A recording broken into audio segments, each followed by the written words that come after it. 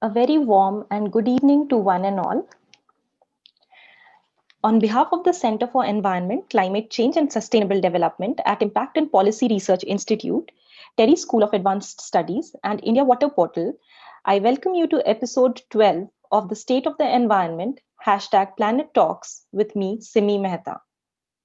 We have all grown up listening to, reading, and watching stories, real and imaginative.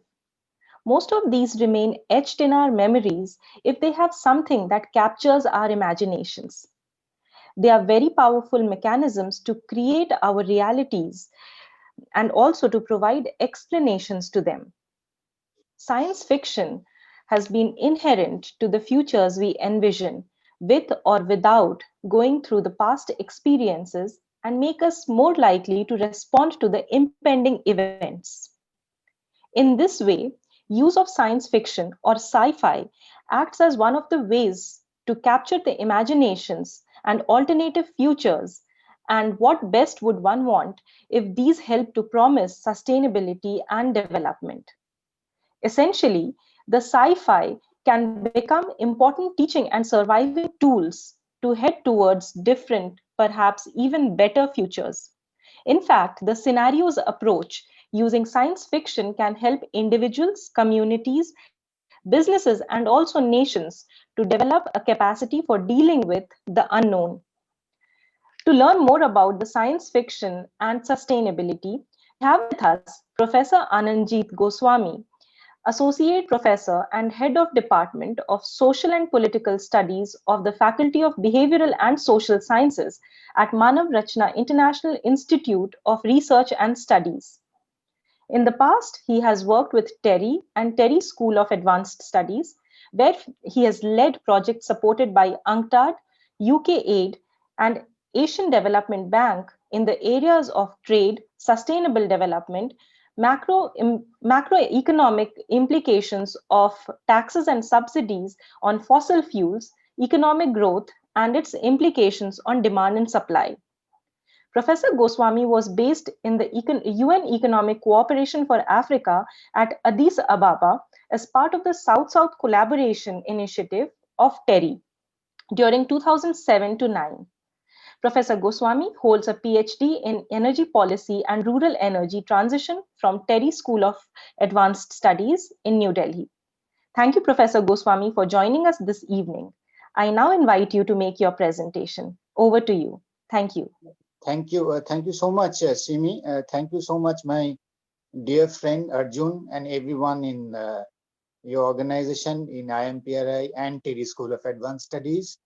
So let me straight get to the point. So I have presentation slides, but what I will do, what I feel that let's not make this public lecture a boring exercise. So I will first try to create a context setting of why science fiction and sustainability and why I chose this title. Now, if you think about this title, the allegory or the thought that goes, which has been going on my mind for a long time since I started working on the domains of sustainability way back in 2003, that how can science fiction meet sustainability and become sustainability? And how can sustainability meet science fiction and become a science fiction? So it's a very interesting bonding between the two. You gave a hint, Simi, about the point of scenario.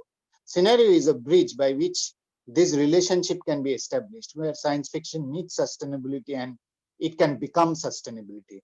But the important question is that can it live as a character? Can science fiction become sustainability and become a character of sustainability? If I clearly think in terms of literature. Now, having said that, let's ponder a little bit about what is a fiction. Why I'm using the word fiction, first of all.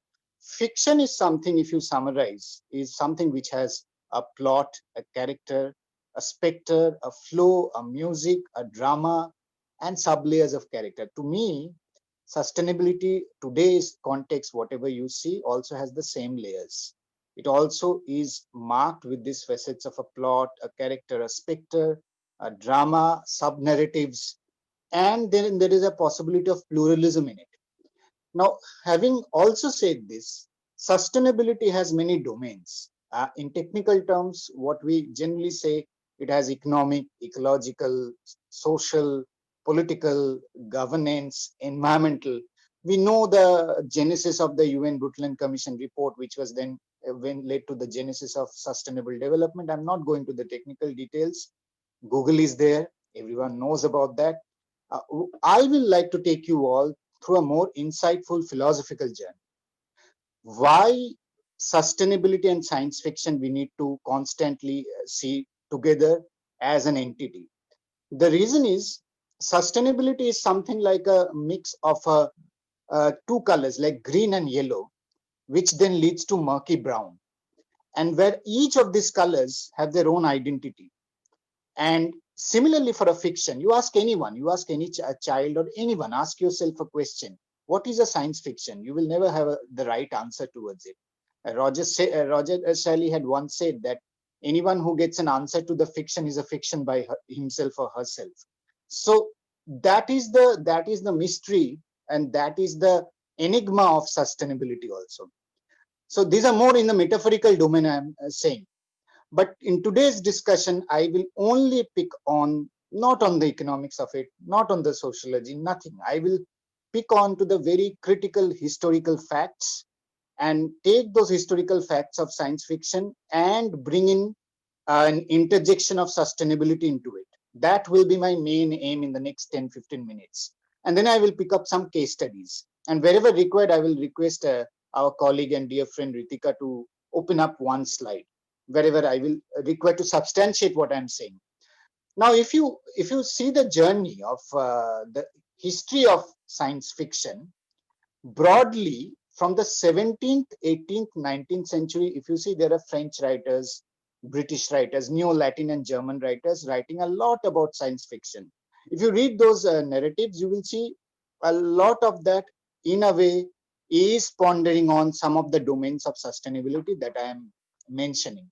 Many people call Jules Verne as a starting point of science fiction, but the truth is, if you go back, even study Upanishad, the Veds, the Mahabharata, our own mythology, you study the Oriental literature, study African literature, you will see actually Jules Verne is the end point.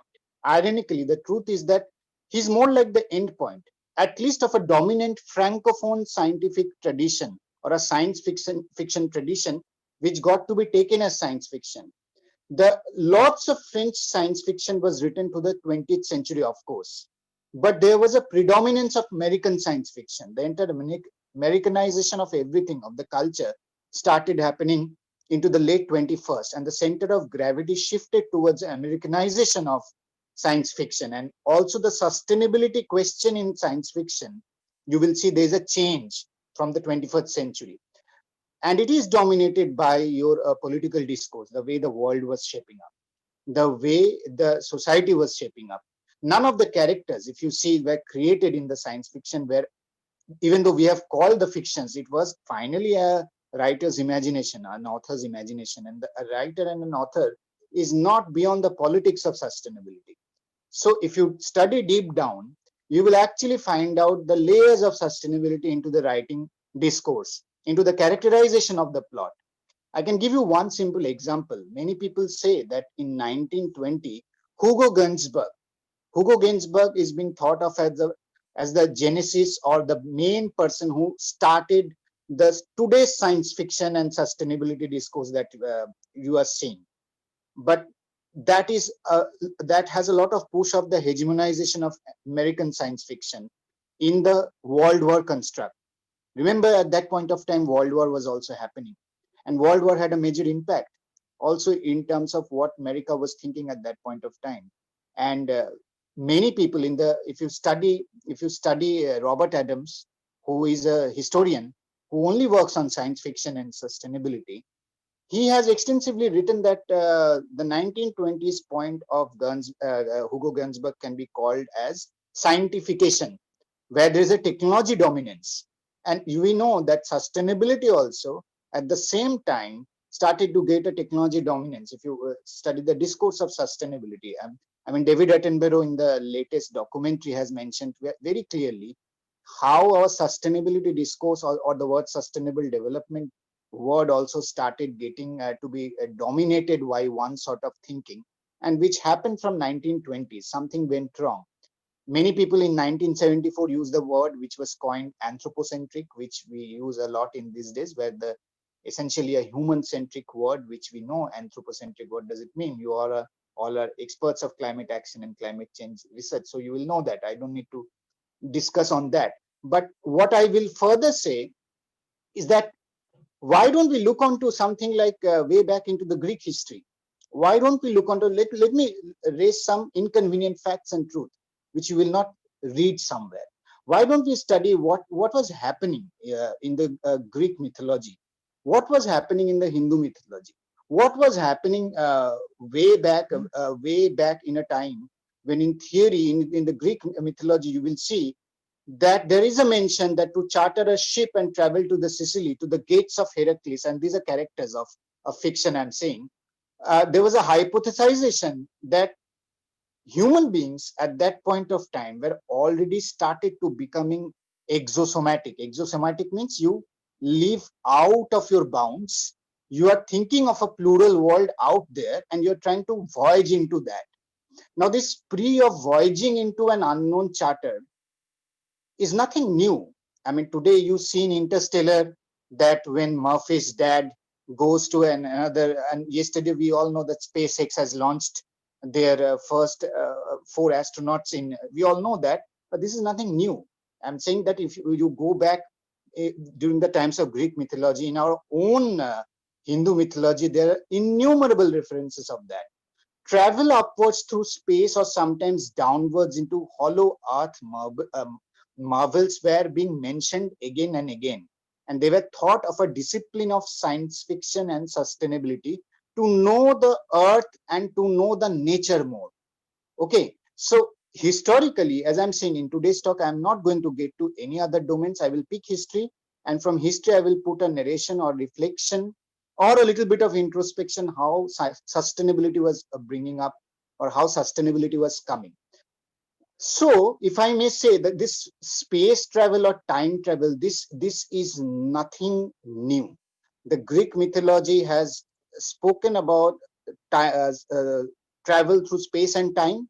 Sustainability also talks a lot about space and time. So that's the allegory, or rather the analogy between the two. Sustainability, when you study, you have to study in the context of space and time, because sustainability is a very organic or a dynamic subject. What is sustainable today will not be tomorrow. It is constantly evolving. And here I think literature in a way helps us a lot.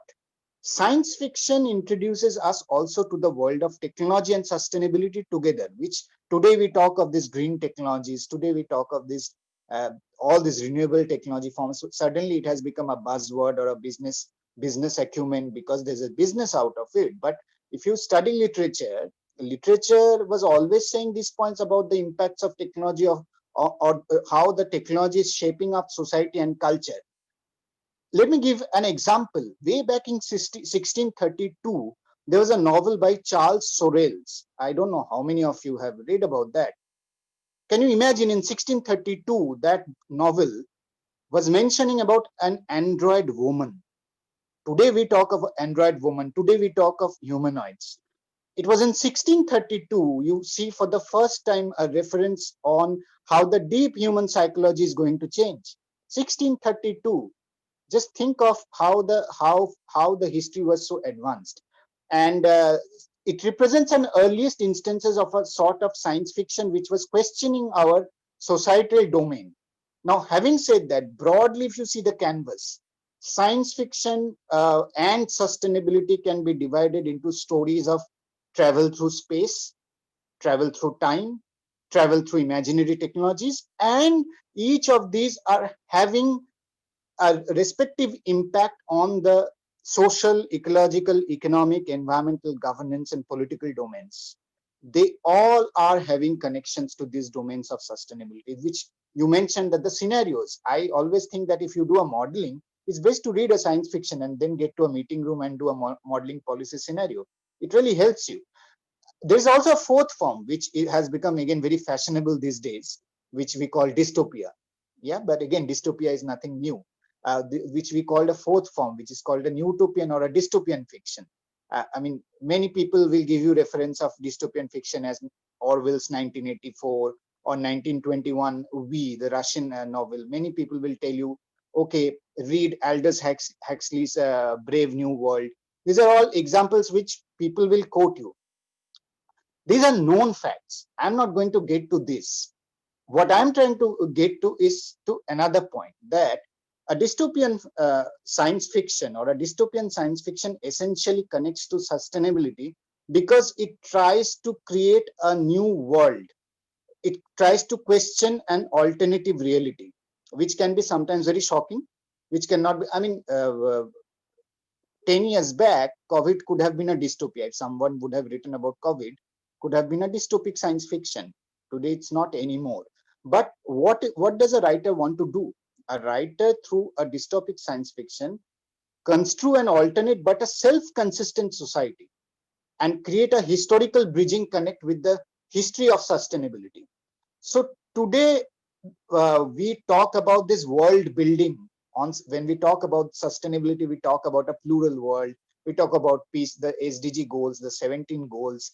It's a lot about building about a world. It's about reimagining a new future. But my point is that in the past, it has already been done. What is something new, or we need to get an insight that why we are thinking this way, the way we are thinking right now. I mean, if I give you an example, Johann Kepler's Somnium in 1634 was taken, which is a 17th century work, had already spoken about a human voyage, which was not even thought. But then what happened in between? That science fiction and sustainability were not being bridged, and it was completely vanished from the literature, from everywhere. Between the, if I give you an example, during the late 16th and early 17th century, you will see that between the Greeks and the Renaissance period, there is no talk of science fiction and sustainability concepts together. Why? I mean, this question, when I started writing my own work on science fiction and sustainability, uh, because I wanted to express myself, I was constantly thinking that I'm not able to say in my own research projects or papers the chaos that I'm having within me. I'm not able to express it. And fiction is the only way to express that, because fiction gives you a lot of more room and leverage to play with imagination. Fiction helps you to imagine or create a new world order, which maybe a project report or a research paper will not do. It is also a different discipline. So that discipline has a very different order of its own, which is also a good discipline, but it limits yourself. Now, in this period, what happened between the Greek and Renaissance was, if you see that, here I bring religion now. There was a massive dominance of the Catholic, which you will see, and the re-emergence of science fiction is again happening once there's a Protestant culture which is developing. So during the late 16th and early 17th century, suddenly the balance of scientific inquiry to sustainability started. Whether there was a sort of speculation that came, and you know who was the I call it one of the events in 1629 as a very key event which led to this purge. If you study the history of science fiction and sustainability, Descartes was kept. He had to flee, and he settled in Holland in 1629 because the Catholics were chasing after his life. They wanted to kill him. That's why in my own book, when I wrote Lucy and the Train, Twist with Sustainability, the book starts with a quote, which is paying a tribute to Descartes. I think, therefore I am. It was not because I am thinking, therefore I am. It was my humble tribute that there's a history of 1,000 years of science fiction and sustainability. And after reading that, I'm saying that, okay, this kind of speculative scientific inquiry started with 1629, when suddenly the Catholic Church was getting questioned by the Protestant movement and the Protestant Reformation that got into the scientific inquiry. There was a cons to it. I mean, what it also led to, anthropocentrism also can be related to Descartesian thinking, because people started thinking the human beings and scientific inquiry can control everything. So Descartes is on one hand created a scientific inquiry which bridged with sustainability. On the other hand, it also led to a different sort of movement which can go against sustainability. Now, in Descartes' mind, what was there was there was a condemnation of the. We all know that the Catholic Church had condemned Galileo's astronomical work. Now, the question is why? Because the Catholic Church always had the belief that Christ is the sole rescuer and there is one single Christ. And the Ptolemaic view at that point of time, you all know Ptolemaic view was it's called a geomorphism or the geocentric view, which means that the earth is the center of everything and anything in the solar system is an expansion of earth.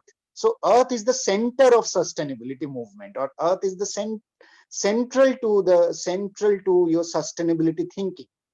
So that was the Ptolemaic thinking, and Galileo questioned that. So with Galileo, the Catholics got scared. Okay, now there can be many Christs, right? Or because they thought that there's one single Christ, there's one Savior who will come and will conquer and will rescue everyone. But now with this scientific inquiry, it was a clash of ideas, and that's why in Lucy in the first, now I can after almost Lucy I wrote in 2009 and it's almost now 2020. I can break the secret now, and since people read the book, is that uh, uh, that was a silent one-liner dedication that I did in the book Lucy to this entire politics. When I was writing, I think therefore I am. I mean, there's a cultural clash and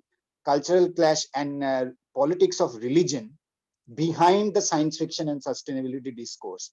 And I'm stating you facts. In 1629, with Descartes, a science fiction sustainability synthesis happens.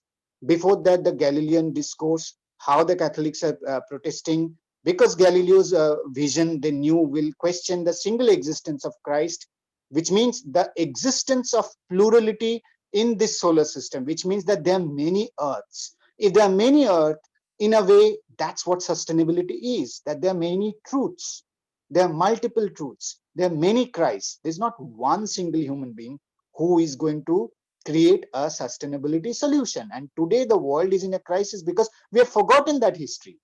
If so, for instance, if we promote a renewable energy one solution, that's not the way. We have to think of multiple solutions. We have to think that the Christ can come in the name of renewable energy. Somewhere it can come through the name of biomass. Somewhere it can come through some other form of decentralized technology. So I'm not getting to the technical discourse, but what I'm trying to say is that if you are not philosophical or if you are not spiritual in your studying of climate action or climate change or climate science or sustainability, you cannot make a new beginning. So it's very important to be spiritual even while you study climate science or you get to the discourse of climate science. So Bruno in 1600 had to sacrifice his life because of his Catholic inquisition or an inquisitive mind. And if you later read, Dante is making a point that there are inhabitants who are not only in this world, they're all across the universe. So it is Dante who is bringing a discourse of an expansionary universe. The Hindu mythology, by the way, had recognized it much, much long ago. I'm saying that within the European system, the clashes between the discourses, and this was already acknowledged in the Hindu mythology discourse, in the Afrocentrism. In many places, I say that there's a need that we bring in more of Afrocentrism in science fiction and sustainability debate rather than an European discourse, because that has destroyed the sustainability question itself. And I'm saying it very strongly. I think sticking to one form of European culture and seeing everything in an European lens is not going to do good when we study sustainability also. We need to look onto other cultures which were existing earlier also. Now, having said that, if I now give you a little citation of a very recent work in 1993, so whatever I'm saying, I'm also going to give you a fact-based proof of that. That Emerson wrote a book called Essays on Renaissance Literature. The book came out in 1993, where he mentions, I'm quoting Emerson over here. Emerson says that the church believed that the God sent Christ to earth to save humanity and create sustainability. And suddenly, two churches were created. And therefore, the sacramental view of that humanity or sustainability has to be sacrificed was questioned, and hence the clash began, and hence the new form of 1629 science fiction and sustainability discourse which started happening. Now, this is the science fiction imagination that I'm talking over here. And it increasingly, if you see from 1629, it becomes a function of the Western Protestant culture. Now I'm getting to the cultural domain. So whatever the Western Protestant culture also thought about sustainability, you see a reflection of that in the writing. You see a reflection of that in the characterization. Now, to just if I just make now two schools of thought. The two schools of thought was what? The Catholics then started thinking that, look, whatever we will push now in a science fiction and sustainability context will be more magical. So fantasy, magical, monsters, elves, men, dwarves, hobbits, they are the sole conquerors, they are the sole rescuers of sustainability debate. They will rescue. So if you read Tolkien's Lord of the Rings, 1952-53, just read in between the lines, in between the text, you will clearly see Tolkien very subtly attaches anything which is like machines are close to evil. So the world, the sustainability is in Tolkien's work is saved through how? Through a god, through a magic, through a wizard. If you read Harry Potter, you also sense that very clearly. If you read Harry Potter deeply again and again, you will see clearly that cultural influence coming in, and how subtly even Rowling is not also beyond this skepticism and criticism, because she is also propagating somewhere that culture. Anyway, so that is on one side the Catholic discourse, and on the other side the Protestant side, they took a conscious appeal that, okay, what is more civilizational, what is not supernatural, what is more scientific, what is more contextualized in terms of for a scientific inquiry, is called science fiction and sustainability. Now let us try to understand, when does then sustainability become science fiction, and when science fiction then becomes sustainability. One simple example is that when the science fiction creates a plurality or a plural world of multiple possibilities, it becomes sustainability. And when does a sustainability become science fiction? When that sustainability discourse is creating multiple plots in your mind.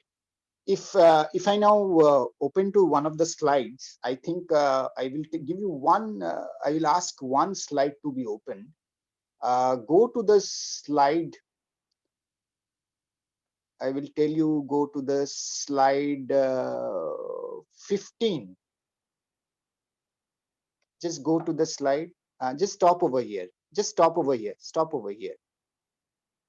Stop over here. So if you see, I have mentioned a few slides of the War of the Worlds, which is H.G. Wells. We all know. It's just like a summary that I did, that how different science fiction works. And now I'm getting to a little bit of case study domain. So how the stories, if you take the stories, they're opening up multiple plots to you, and they are also getting to a sustainability question. So if you read the War of the Worlds, 1898, the first hand cover of it came, and then it became a serialized series in 1897. Now, what does the genre do? The plot is what? The plot is nothing but it challenges the way of understanding the world. There's a superior imperialist British race which is outweighed by a Martian technology. That's what the story is trying to create, or the undertoning of the story is like that. Now it tells it through a plot. The plot is, which is on the right side of the column, which I have said, that Martians are doing the same thing as done by British in their colonies. Comparisons are drawn with extinction of bison and dodo. So see how subtly the animals are also coming. How the animals, how the cultural race, how migration, how issues of religion like Christianity are coming. So I just picked up this just to tell you that if you deeply study if you deeply study H.G. Wells, why H.G. Wells was writing all this? That's the question. Why H.G. Wells chose these characters? Why H.G. Wells thought like this? Why H.G. Wells brought Christianity only in that religion reference? Christianity which poses humanity above nature. You immediately see a connection to that Catholic thinking of Jesus as the single bearer saving the earth. And that way, in a way, is a little bit of antithesis to what we have been thinking over sustainability discourse. Now, move to the next slide. Move to the next slide. Let me give you another case study of who goes there. A 1938, John W. Campbell's work. 1938 means I said that the 1920 is Hugo Gernsback, modern day science fiction, which we call. So who goes there is science fiction where the world view is constantly questioned. Rationalism is questioned. And with the subtle narrative of sustainability also. How? They create a plot where there's a long buried spaceship in Antarctica, and the people over there who are stationed, they discover an alien body. The conflict between nature and human science is then explained when the alien started to take the form of any life with which it has contact.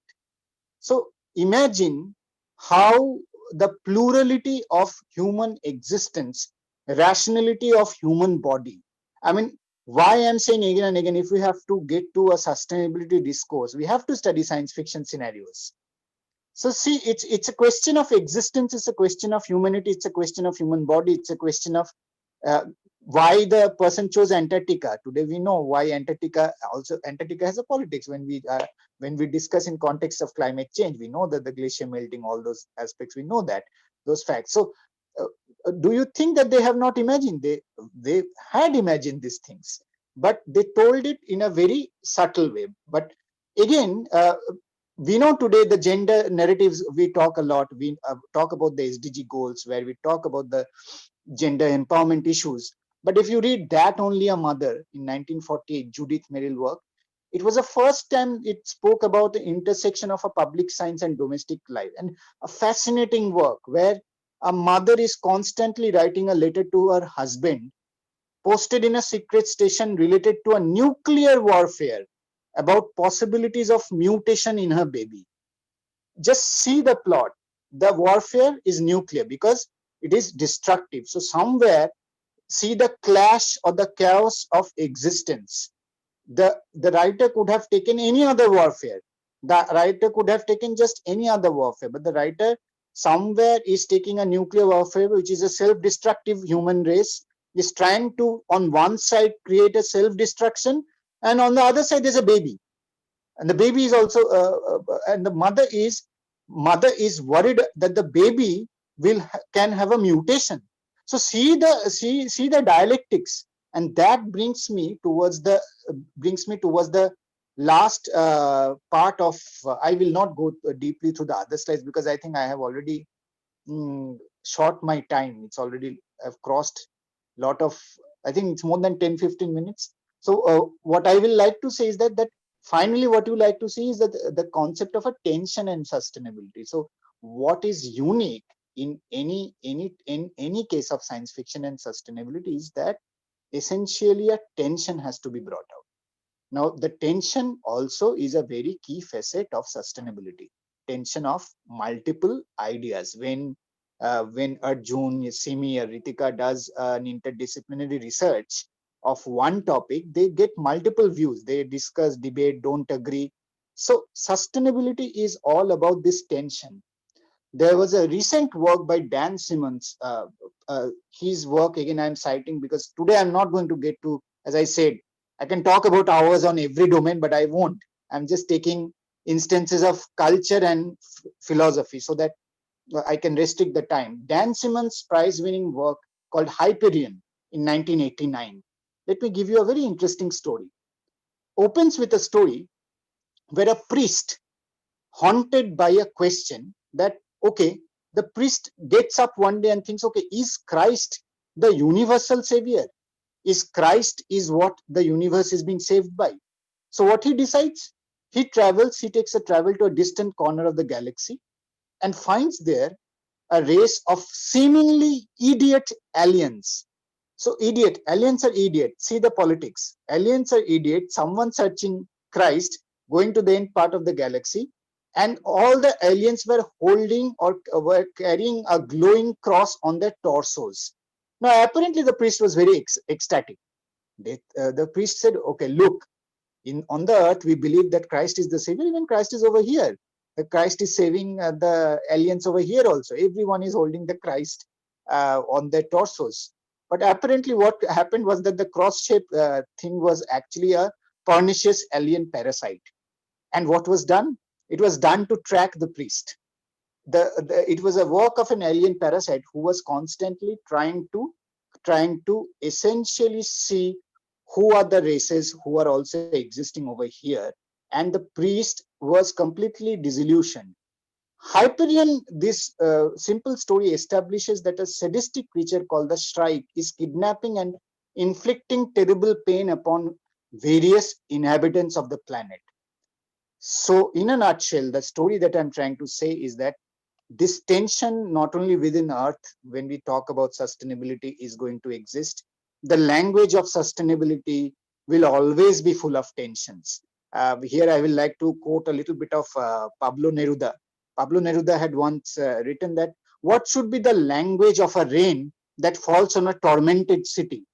The more I think about that, I always think, and that will be the last line with which I will conclude the talk, that what will be the language of science fiction and sustainability together, so that each becomes the other on a tormented city of each of on each tormented city of the world right now. Thank you. Thank you very much, Professor Anandjeet.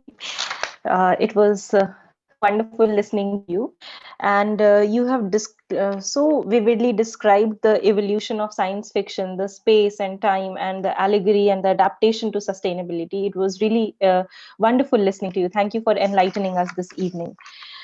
We have a number of questions from the audience. But before that, you can choose to answer and you can keep your responses brief so that we uh, are able to finish the session on time. So one question is that we have seen very recently in 2016 how the American military planes, since 2016 onwards, began to run war games, incorporating different climate change scenarios, while focusing on the geopolitical and socio-economic instability in the world, which are also linked to extreme weather patterns. My question is that do we need such scenario approach to know whether we are moving towards an unsustainable and a heated globe, or should we rather focus on the course correction to ensure that the global temperatures do not rise above, say, for example, 2.5 degrees Celsius of the pre-industrial levels? Basically, do we need such scenarios, or do we instead focus on a course correction? Okay, let me let me let me Yeah. let me. How much time do I have? Because there can be lots of We answers will. to this question. You can. I can pose all the questions to you, and in the No, next no. 15 Let, minutes let we me take can. one by one, because Sure. then I can, Okay. Okay. as more thoughts come, I can keep on telling you. So Sure. let Sure. me first straightforward. Whoever has asked this question, say this, that look, if you read the IPCC reports and everything, we have already crossed that 1.5 degree threshold. We are at 420 ppm, and if we so we have already crossed the peaking point. Okay, the rather the tipping point. The tipping point is the right word. So the right question to ask is that how we stabilize ourselves now. We have already messed up. Okay, I'm sorry to say, we're already in a dystopia.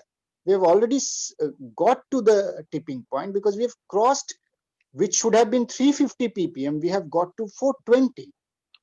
Again, I'm saying, watch the David Attenborough's documentary Life on the Planet. Everyone is watching it these days in Netflix. And if you follow David Attenborough's work, or any other climate activist or climate scientist, good work, we all know that Our challenge right now is to get that 420 back to at least somewhere to 409 or 410. We have already, so within that situation, what is a real or pragmatic option? That's the question to ask, because the reality is already distorted. Now, having said that, I also will like to be optimistic. Now, my optimism is that yeah, we can do small things. We can move towards a simple lifestyle. We can move towards much more lesser use of energy. I mean, I again don't want to get to my other energy research and that domain. But to cut the long story short, that there are 10 to 12 sectors where we can reduce energy consumption. We need to only mitigation and adaptation measures are not enough.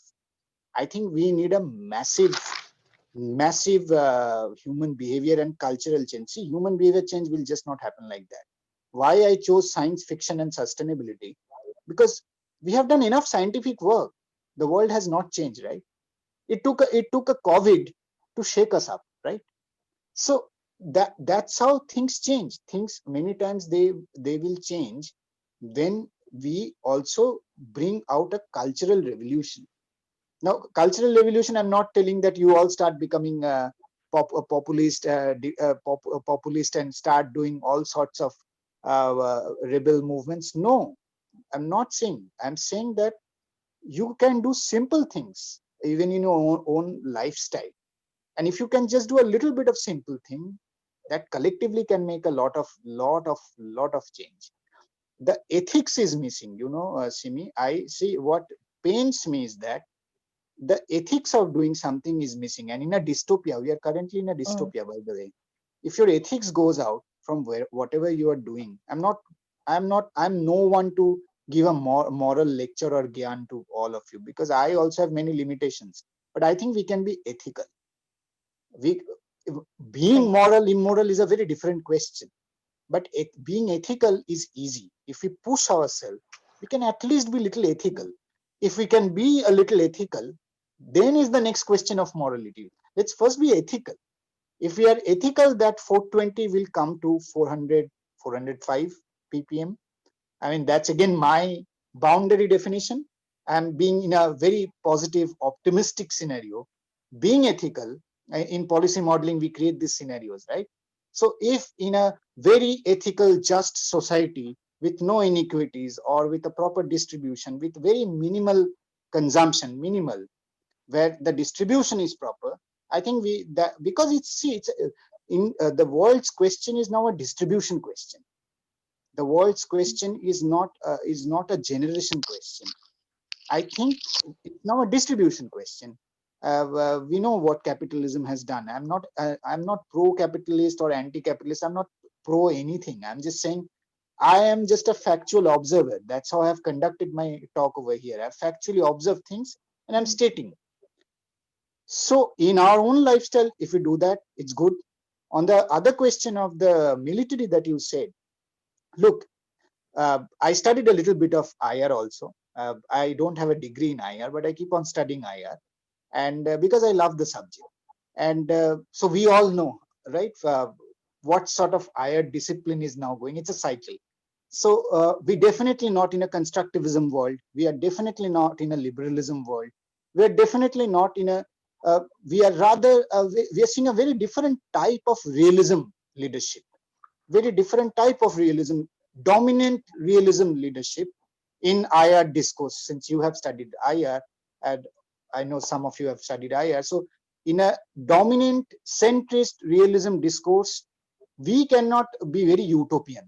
We cannot think of a world where no one will have military pursuits or strategies. No, I mean that's a reality. It will be there. The question is, how do we bring an ethics to it?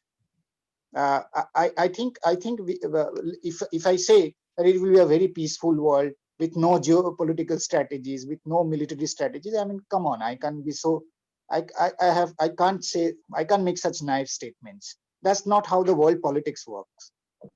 But how do we bring an ethics to it? How can we bring an ethics into that leadership or the decision making? If 1% we achieve, I think the world can be a better place. Great. That's my Sure, optimism. certainly. Yeah, thank you. Thank you for your words of optimism. In fact, as researchers, we are coming across very frequently and very strongly, and that is a good thing, that ethical considerations of research are implicit in and also indispensable to various international projects. And this is actually fostering greater and inclusive and also sustainable research methods. And as many other participants join in, and there are several, as education, higher education flourishes, definitely we are good to be on an optimistic note. Can, So thank you can I very give much, you sir. Uh, can I give you an analogy? So all of you have read Hind Swaraj, right? All of you have mm, you have read Hind Swaraj. So you mm, all should read a book called Hind Swaraj and Marx the Rishi. It was written by Hardayal Tagore. I recently read the book. So Hind Swaraj is about restraint. I can have many differences with, but what essentially is about a restraint, thinking about the other person, other species, other before your action. So even if in research when we mm, do something, if I can think of one another person, that what impact it is going to mm. make with my action, that's enough for the world to be good. Right, right. Thank you, sir. Thank you. So going on to the next question. Um, in fact, it is very closely related to what you have responded. Analytical tools, scientific methods, and scientific techniques, these are, when these are combined with often dry descriptions, when we read research papers and various documents, they are almost always preferred at the expense of storytelling, metaphors, and creativity, which can evoke the reader's imaginations. What are your views regarding this? Should it be an either or choice, or can we see a convergence between the two? What No, is the best scenario yeah, in your yeah, view? no, it's a fascinating question. Fascinating question, and but I am a dreamer also, and I'm talking about sustainability. And sustainability means, as I said, the yellow and green mixing to be a murky brown, right? So I will say that both should converge and try to build up a relationship of Hmm, coexistence. And I'm sure if you see the pattern correct. of writing also is changing. The just pick up what sort of work is getting Nobel Prize in economics. We know what problem economics as a discipline did to the world. I mean, the kind of work which was which was being done or awarded, they were not always essential or necessary. Necessarily, it was for the good of the humanity at large, right? So Hmm, also, the reductionist equations were not doing any good to the humanity at large. But I think the counter thought has already started coming. I was reading a work that in I'm sorry, I'm quoting USA over here because I still think that there are brilliant scholars all across the world. I don't only of want to give course. a European and USA centric view. I am very much against that. I think scholars are there all across the world. That's sustainability for me. But still, there is a movement in USA where 200 lead statisticians have now objected and said that in their papers they're not going to use statistics and jargons like that, and they belong to Harvard and many other top level Ivy League schools. I'm not talking that they are from any universities. They've realized the disillusionment themselves. Now when you see something like this happening, it's definitely a signal towards convergence, right? Because see, I don't think analytical mindset and approach is extremely important. I myself, my training was I was using equations and stuff, and since I got into the depth of that, I realized that I need to study science fiction and sustainability. If I would not have done that, I would not have realized the essence of also the story. And I'm still struggling. I've just started to understand a little after 40 years. That's great. Thank you, sir. So, moving on to the next question. Science fiction impacts the thought processes of individuals in ways that stirs up imaginations, and that is a given. So, when we talk about sustainability and prosperous futures, the responsibility, the ultimate responsibility rests with the policy makers to implement the changes. What level of policy responses or responsiveness do you hope and expect to be a testimony to? Hmm. Well, again, as I'm saying that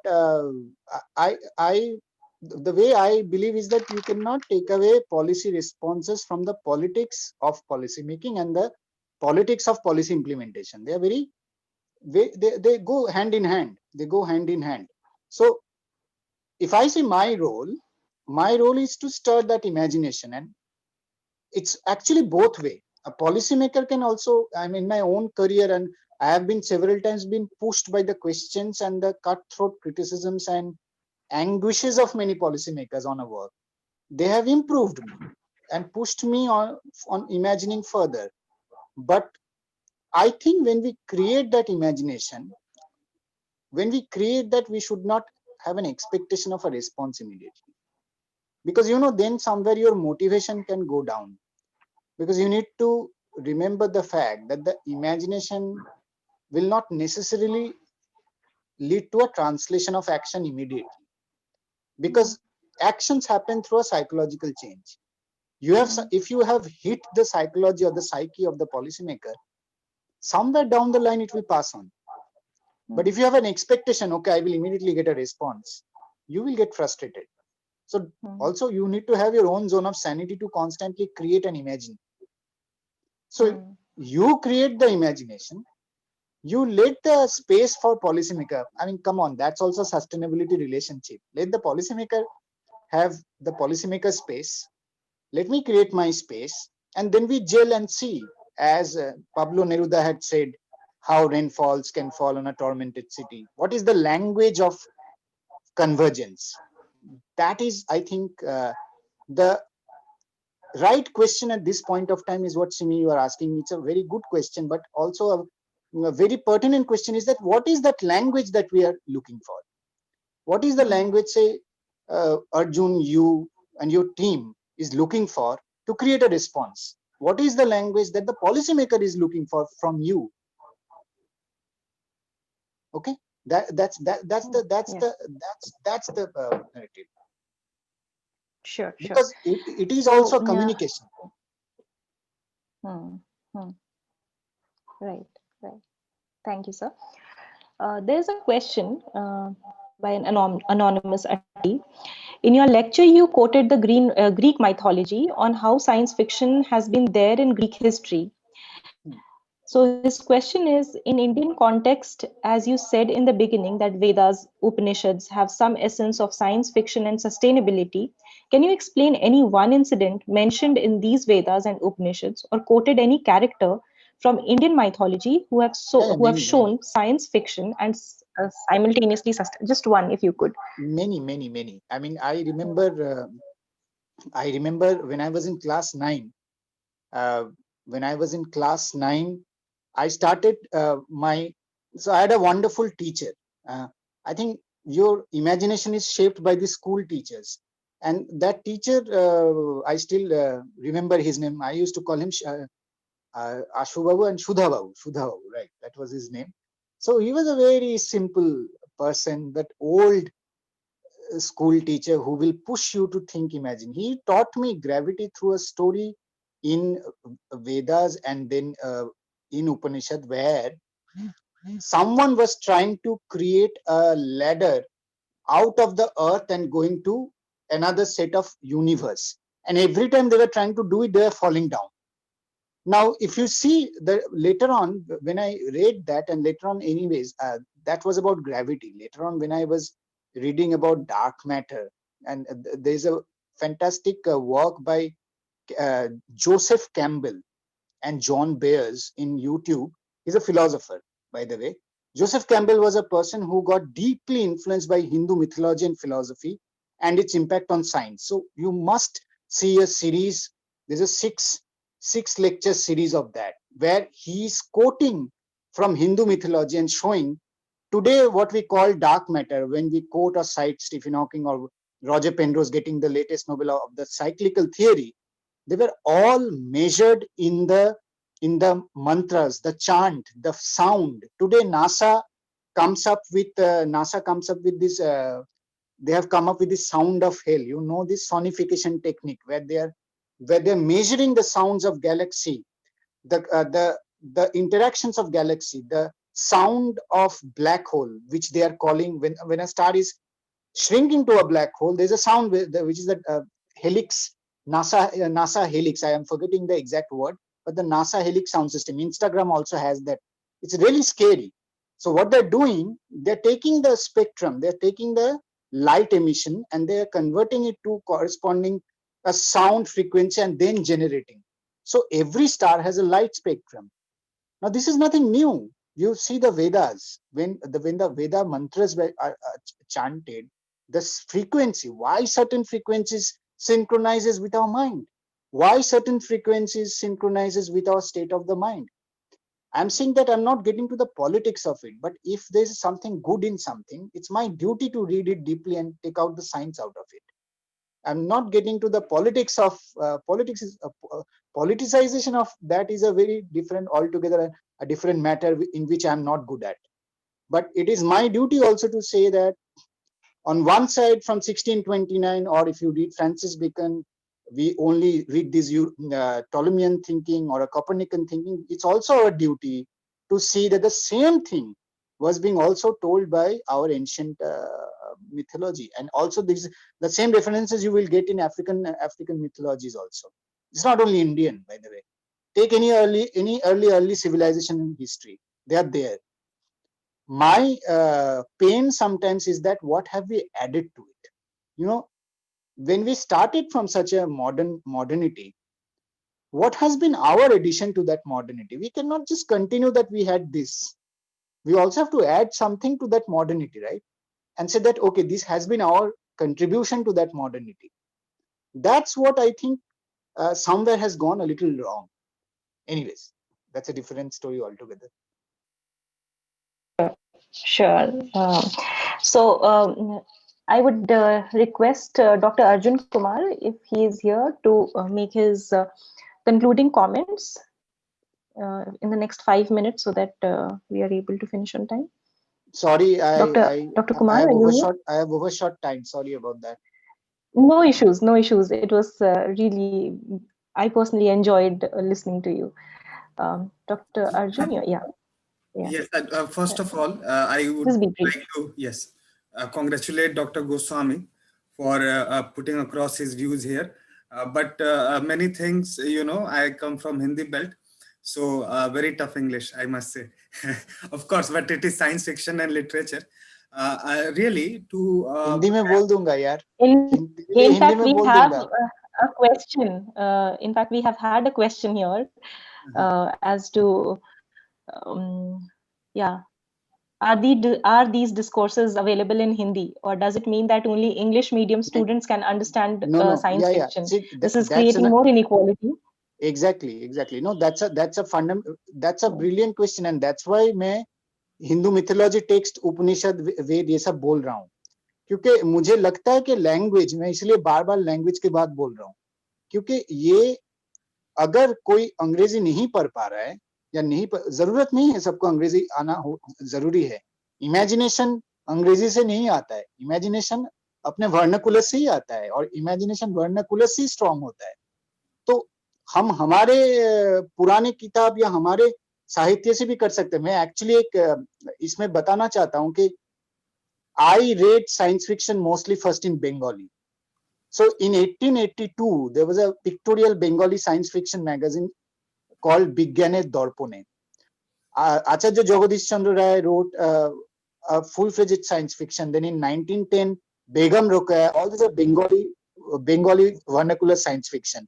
So in my slide, you can open that slide. There are 2 slides which are only on vernacular science fiction. So maybe Simi, for the person who has questioned, you can open the slide 2 and 3.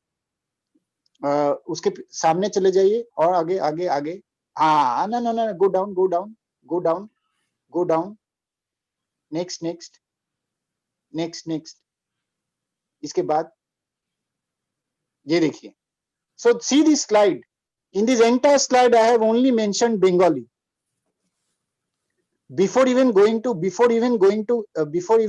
English, because मैं अंग्रेजी बहुत बात पढ़ना शुरू किया. मैं सचमुच मतलब एकदम दिल से बता रहा हूँ. मुझे खुद लगता है कि पहले अपने मातृभाषा पढ़ना चाहिए. वो हिंदी हो सकता है, किसी के लिए मराठी हो सकता है, तमिल, तेलुगु. मेरे लिए बंगाली था और मैंने पहले इमेजिन, मैं अभी भी इमेजिन बंगाली में ही करता हूँ. I always say that I translate my work. I don't write. I imagine, I translate it in English. So these are some points that you can see. I mean, there have been fascinating work in Bengali literature.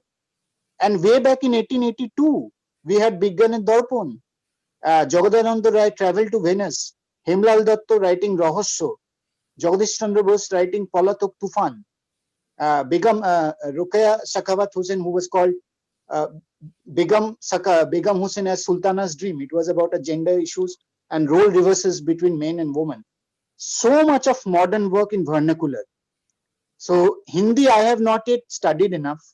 I think I will do that. So I'm sorry, Arjun. Next time I will come with a complete portfolio of Hindi literature and science fiction. Yes. So yes. So let me come back to one query or one thing which I really wanted to raise, that this fiction really is a medium of mass media, really of advocacy, awareness, sensitivity. How do you see this medium being used for all the environmental catastrophe we are having, be it, urban floods, be it air pollution, so many things, the season changes, and so many of things do we have. What needs to be done from literature side, from or having more engagement, so that everyone, even those who are also not very studious, be it adult or be it children, get in touch with these things, but not to internalize, but also to resist and make a change and have a more impact. I really wanted Dr. Goswami for you to reflect upon this, and what should be the way forward. Where are we lacking? Do we really need to comprehend such a program wherein that in university or school education itself, we bring this arena, as you know, as we all remember, in our school days, we used to write essays about terrorism, security, so many different issues. So how do you envisage that, and do you think that science fiction or but you also mentioned that Harvard scholars advocating not to use any data, any statistics, but is that really for a country like ours? Do we want to go there? They are, I would say, they have plateaued their data or literacy, or that scientific temper.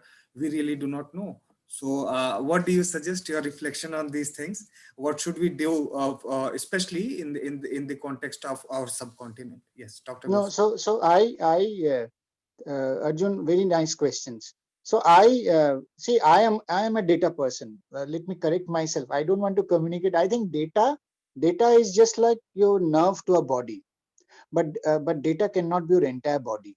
Your body also has your character, your personality, your dynamics. That's the fiction which is coming.